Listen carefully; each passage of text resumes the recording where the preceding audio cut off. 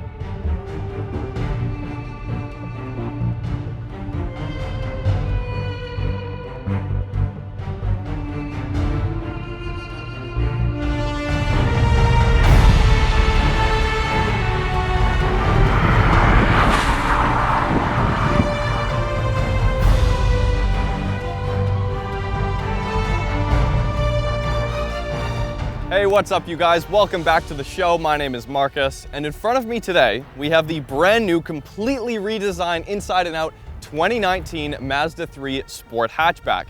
This is the GT model. And why is that exciting? It has the 6-speed manual. So let's go for a drive and see how it stacks up.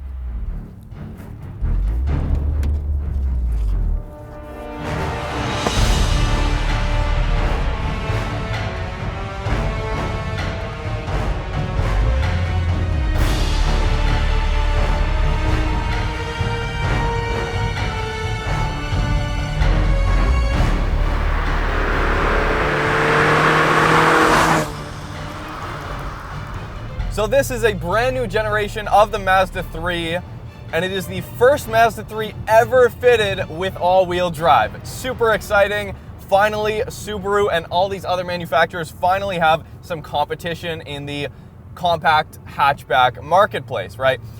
This is the GT model, which means it's got the 2.5 liter SKYACTIV Inline 4 up front, and because it is the 6-speed manual option one, it is front-wheel drive.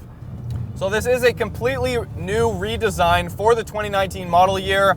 The outgoing model, when compared to this one side by side on the exterior, has a few more angular lines to it, especially on the sides and the hips of the car, right? Mazda kind of went for a more simplified, more aggressive look for the 2019 model year, a cleaner look. A more simple look translates into just kind of a better looking car, to be honest. It's not trying so hard to be angular and aggressive. It just is what it is, and the natural shape and roofline of the car give a real good impression of what this car is about. I personally think it looks a lot better than the outgoing model. They kind of have a lot less window space on the rear, so it allows for the more sleek kind of hatchback look. Provides a really good sense of speed when you're looking at this car, especially from a profile view. Now, I think Mazda's doing the right thing. I mean, a lot of these cars that are coming out nowadays are trying way too hard to look aggressive and have all these lines that are just put on the car seemingly just because, you know, just for an extra little thing to look at. But with the new Mazda 3, simpler is better, and I kind of have to praise Mazda for that idea within the design language.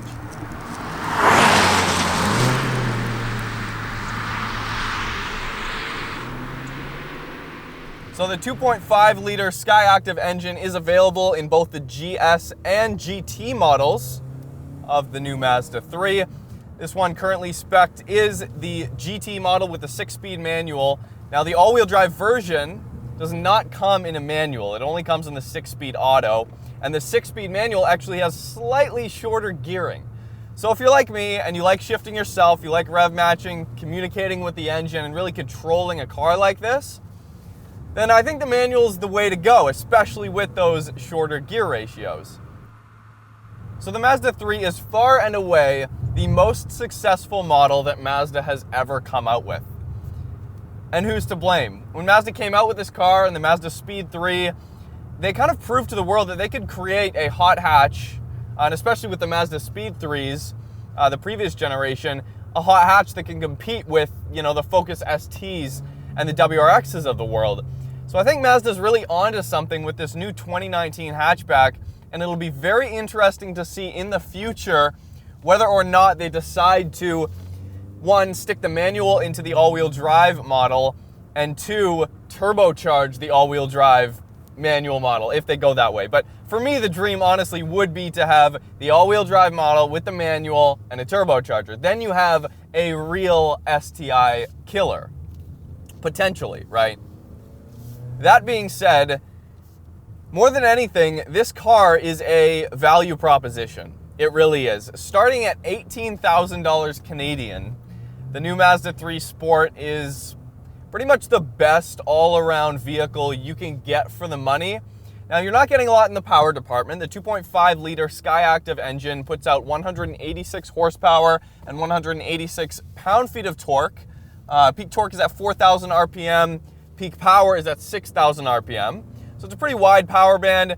It's not what you would call fast. It's not what you would call quick. It's enough. It's enough. The main thing is it's an efficient engine. Mazda makes, I believe, some of the most, if not the most efficient 4-cylinder engines on the market today. But I'm definitely glad that we got the manual to show you guys, because that's at least how I would option this car. I would probably go with the front-wheel drive model, but go with the manual. It shifts really nice and smooth. I was expecting, with modern cars, it's kind of a hit or miss with manuals, because, they're on their way out. Manufacturers are kind of, bringing the production of manual vehicles to a halt. So it's kind of a give or take. You never really know what you're gonna get. It might be sloppy, but this gearbox is really a joy to shift. It's super easy. The clutch is easy. And what's very interesting is Mazda says this is their quietest vehicle they've ever made. So they've gone to extra lengths to improve sound deadening within the carpets, within the windows, and everything else. So what you get, especially with the manual version, is kind of a hot and cold kind of feeling, right? Because at the same time, you want a quiet daily driver. And congratulations, Mazda. Definitely you're going in the right direction in terms of making the quietest possible vehicle, right? But in a manual car, you need to be able to hear the engine while you're paying attention to the road and downshifting. And you can't really hear the engine all that much when you're going to shift. Might hear some tires squealing, etc., etc. But to actually hear the engine in a manual car is a really big asset. And that's kind of one downside with the Mazda 3, but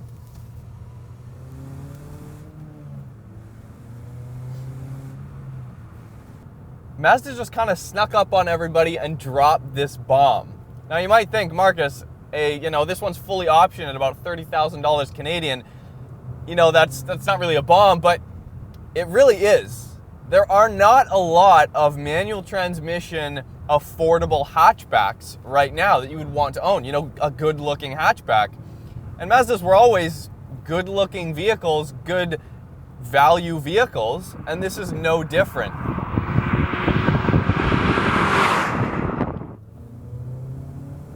So now, while 186 is not a whole lot in anyone's book, in modern standards, definitely it's not a whole lot. And one could argue that, especially in an all-wheel drive hatch like this, in order to compete with the big dogs like the WRX, you would definitely want a turbocharger. And it's kind of disappointing that for now, the Mazda 3 hatch does not come with a turbocharger. But that doesn't mean it's not coming. And that doesn't mean that the base dynamics of this vehicle aren't, astonishing to begin with. And what Mazda's done with the SKYACTIV engine technology in combination with their all-wheel drive system and real-time torque vectoring, that's where it really comes into a package all on its own, and a very unique package, not only for the price. So if you want to get into the base model for about $18,000 Canadian with the 2-liter SKYACTIV engine, that one has 155 horsepower instead of the 2.5 liter with 186 horsepower, you can. And that is a dirt cheap, honestly, one of the cheapest vehicles, period, on showroom floors in Canada today. And what you get is a really nice, simple interior, a very nice driving car. And you do get a lot of those features in terms of handling and torque vectoring with the all-wheel drive system if you choose to option your vehicle with all-wheel drive.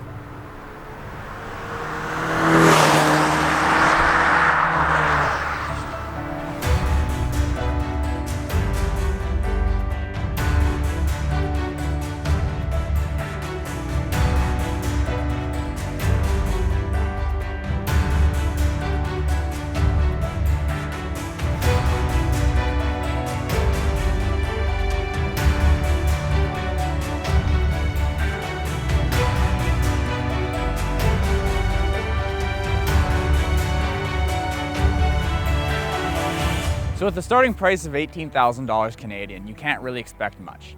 That being said, Mazda has given us this fully spec'd out, so let's go check out the interior and see what it has.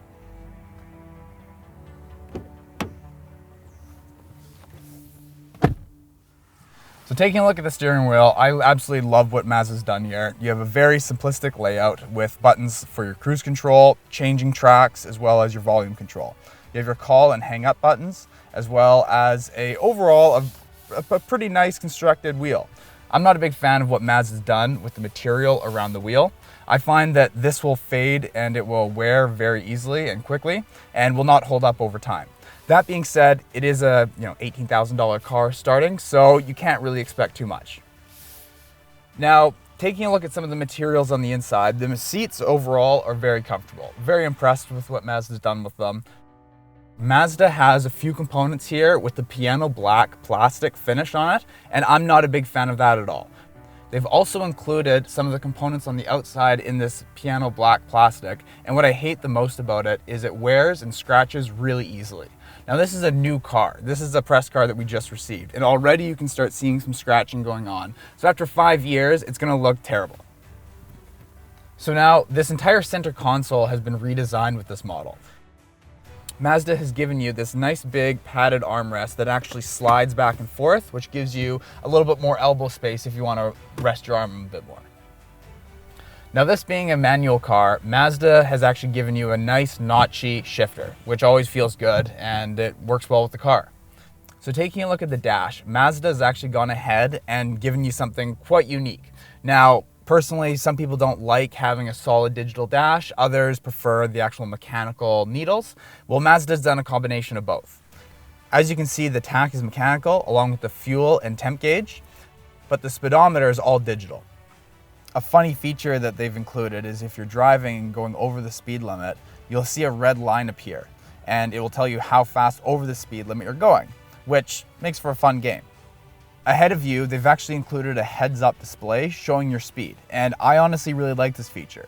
I've seen cars in the past have this, and it's basically unusable because you can hardly see it. But Mazda's done a great job at this because you can see it very clearly regardless of whether it's day or night.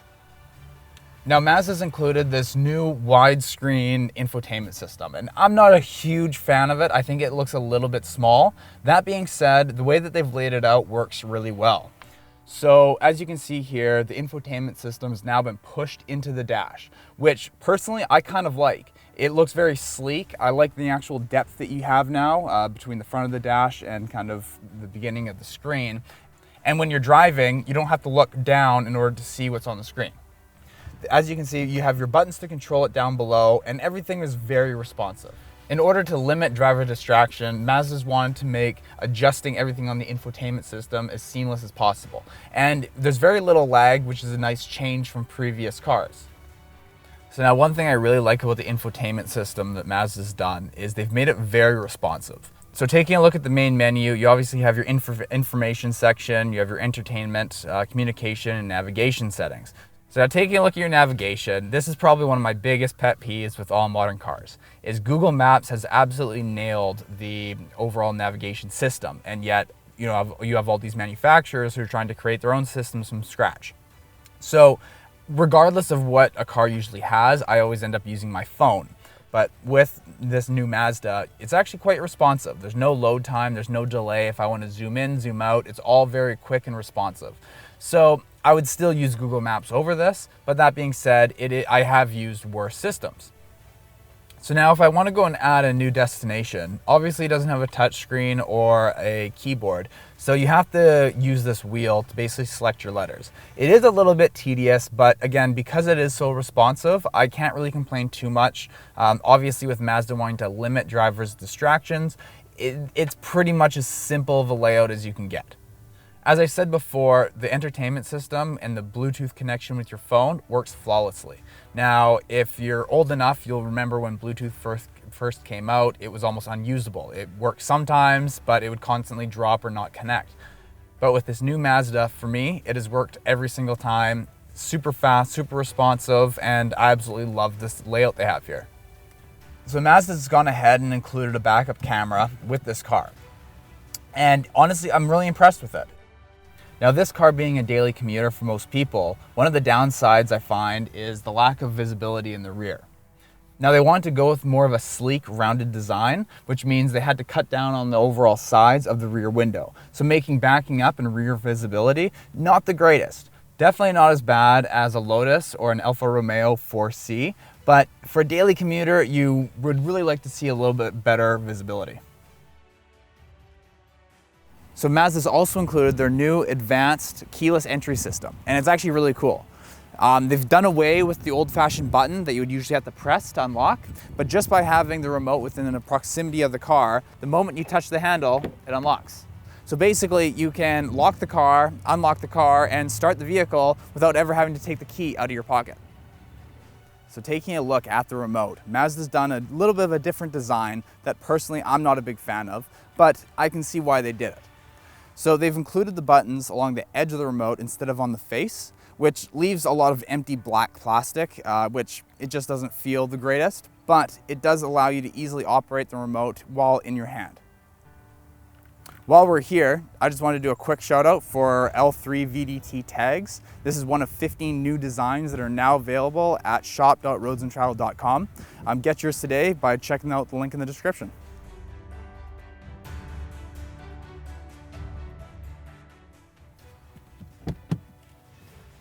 Now, this being a daily commuter, one of the most important things is people want to make sure that there's enough room in the back for passengers. So I'm a pretty tall person and I sit pretty far back. And what I was really impressed with the Mazda is about how much leg room they actually offer. So with me being in my proper driving position, I still have room for my knees. So overall, I have to say I'm really impressed with what Mazda's done with this car. Now again, for a car that only costs around $28,000 Canadian, you really can't go wrong. The layout is really nice, it's sleek, it's intuitive, and it's simple. You're not bombarded with a whole bunch of controls and a whole bunch of things you're never gonna really use. All the essentials are within your grasp. So let's hop back in the car with Marcus and take it from there.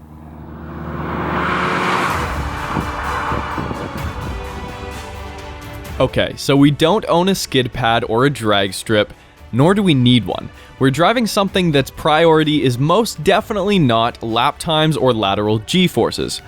But this is Roads Untraveled, and I'd be kicking myself tomorrow if I didn't at least go for a casual 0 to 60 acceleration and 60 to 0 braking test, just to give you guys a sense of speed. After that, let's dive back into the corners and I'll show you what makes this car so engaging and fun to drive.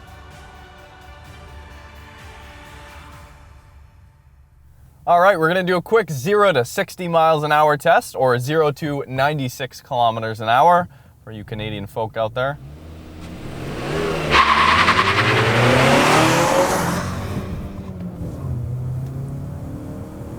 $80, 96. All right, braking tests from 100 kilometers an hour to 0.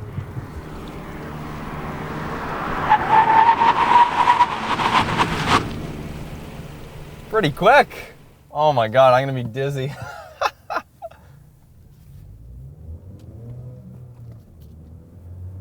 So all new Mazda 3s are equipped with what Mazda calls GVC.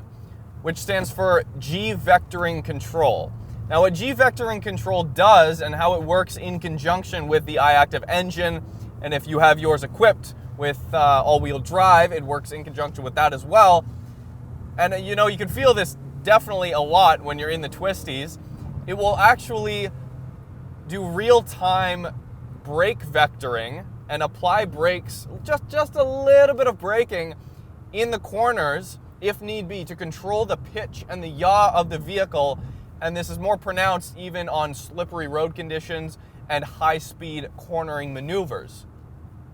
And when we're on, like I'll show you up here on these little twisty sections, you can feel it. When you dive into a corner, when you start straightening out the wheel, you can feel the outside wheel just brake just a little bit to control that movement and that pitch and the yaw, so you get less body roll in the corners to really stabilize the traction of the vehicle. And that is done by constantly sensing the vertical load on all four corners to adjust traction accordingly. It's really cool. It is a lot of jargon that Mazda's throwing around, but you can actually feel it. I'm really honestly surprised at the amount you can feel. Rev matching in the corner. And it really exits. It's almost like it knows exactly when you're going to be powering out of a corner and exiting a corner, and it kind of guides you along in doing so. And the steering actually lightens up a little bit when you're exiting, and you can feel it kind of guiding you out of the corner. It's a really cool sensation. Now, there's a lot going on, especially if you have the all-wheel drive model with the 2.5 liter. So all-wheel drive and the torque vectoring of the actual engine torque and the transfer case going to the rear diff.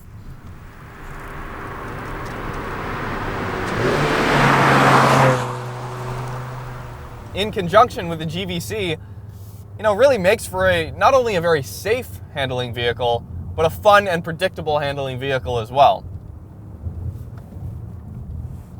I mean, yeah, there's very limited engine noise. Again, with a manual car like this, kind of want a little bit more engine note, but I understand what Mazda's doing. Most people want the quietest possible vehicle, and you can't really blame them. So Mazda says they don't make the new Mazda 3 Sport Hatch all-wheel drive in the manual because there just won't be enough demand for it. You know, obviously that's kind of true here in 2019. It's really tough for a manufacturer to justify making one of their top models in a manual because they know like maybe 1% of their market is actually going to purchase that vehicle. Us here at Roads Untraveled, we are a very small minority in that, you know, all the cars we want are manual kind of fun driving vehicles. Now, don't get me wrong, the Mazda 3 Sport is a very fun car. It honestly is. Now, despite it being pretty gutless in terms of power, it's a really fun car, and you can tell that Mazda did go a long way to make it engaging for the driver, and that's one of the reasons why I like to keep a close eye on what Mazda is doing, because they're one of those brands that honestly does care what the driver is feeling behind the wheel. It's not always about taking away stuff from the outside and making you feel isolated and almost honestly like putting you to sleep, like a lot of these modern cars. But with Mazdas, they're, you know, when you get them close to the limits, especially with this G-vectoring system, it makes it really fun. It turns in and out of corners really nicely, really, really seamlessly. Rides pretty beautiful as well.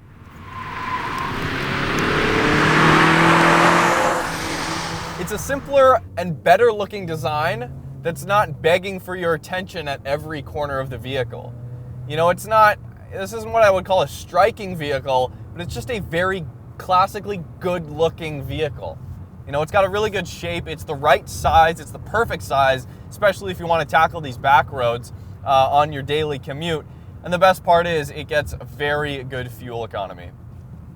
I mean, it's a really fun car. Congratulations, Mazda, for, you know, continuing to improve and evolve on an already pretty amazing chassis, and, you know, putting yourself in a position where you guys are forward thinking about what the market really needs and not just catering to what you think the market wants. and I think more small hatchbacks with manuals is exactly what we need. Thank you guys so much for watching. Hit the subscribe button if you haven't already. Hit us up on Instagram at Roads Untraveled. You can keep up with what we're doing on a day-to-day basis. Listen to the Roads Untraveled podcast every week on iTunes and Shout Engine, wherever you download your podcasts. We'll see you next time.